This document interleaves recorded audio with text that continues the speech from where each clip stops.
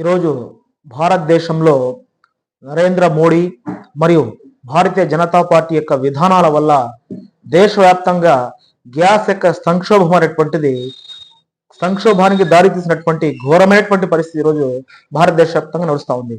ముఖ్యంగా మధ్యప్రాచ్యంలో జరుగుతున్నటువంటి యుద్ధం కారణంగా ఏ రోజైతే ఇజ్రాయెల్ ఫాదర్ ల్యాండ్ అని చెప్పేసి మీరు చెప్పి వచ్చినటువంటి రెండవ రోజు యుద్ధం ఎప్పుడైతే ప్రారంభమైందో అప్పటి నుంచి కూడా భారతదేశానికి గ్యాస్ పరంగా కానివ్వండి, పెట్రోలియం పరంగా కానివ్వండి, ఈ యొక్క సంకట పరిస్థితి అనేటువంటిది నెలకొల్పిందని చెప్పేసి స్పష్టంగా చెప్పవచ్చు. ఇక్కడ ముఖ్యంగా మన యొక్క పార్లమెంట్ లో పూర్తిగా అబద్ధాలను చెప్తూ కూడా ఈరోజు భారతదేశ ప్రజలందరినీ కూడా ఏమారుస్తున్నటువంటి దౌర్భాగ్యమైనటువంటి పరిస్థితి భారతదేశంలో నడుస్తూ ఉంది.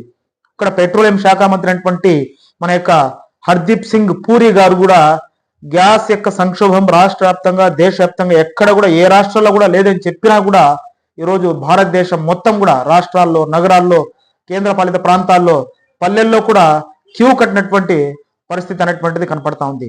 ముఖ్యంగా అదేవిధంగా పల్లె ప్రాంతాల్లో 45 రోజుల తర్వాత గ్యాస్ బుక్ చేసుకునే దానికి కూడా మీరు అవకాశం ఎందుకు ఇచ్చారు? అంటే 45 days ఎందుకు గ్రేస్ పీరియడ్ పెట్టారు? మరి ఎలాంటి సంక్షోభం లేనప్పుడు ఇది ఎందుకు పెట్టారని చెప్పేసి కూడా ఈ సందర్భంగా కాంగ్రెస్ పార్టీ తరఫున ప్రశ్నిస్తా ఉన్నాం.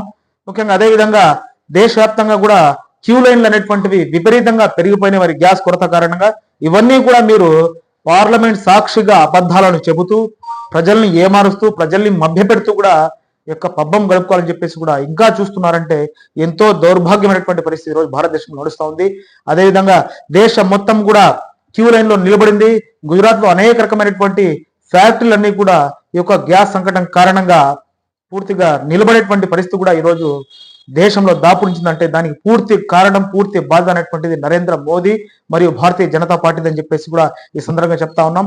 ముఖ్యంగా కాంగ్రెస్ పార్టీ తరఫున ఒకటే డిమాండ్ చేస్తున్నాం, మీకు చేత కాకపోతే వెంటనే రాజీనామా చేసి మీ యొక్క ప్రధాని పదవికి ఎక్కడ దాక్కున్నారో బయటకు వచ్చి మరి ప్రజలకు క్షమాపణ సమాధానం చెప్పాలని చెప్పేసి కూడా మీ వెంటనే మీ యొక్క మొత్తం పార్టీలో ఉన్నటువంటి మంత్రులు సహా అందరూ కూడా రాజీనామా చేయాలని చెప్పేసి కూడా ఈ సందర్భంగా డిమాండ్ చేస్తా ఉన్నాం.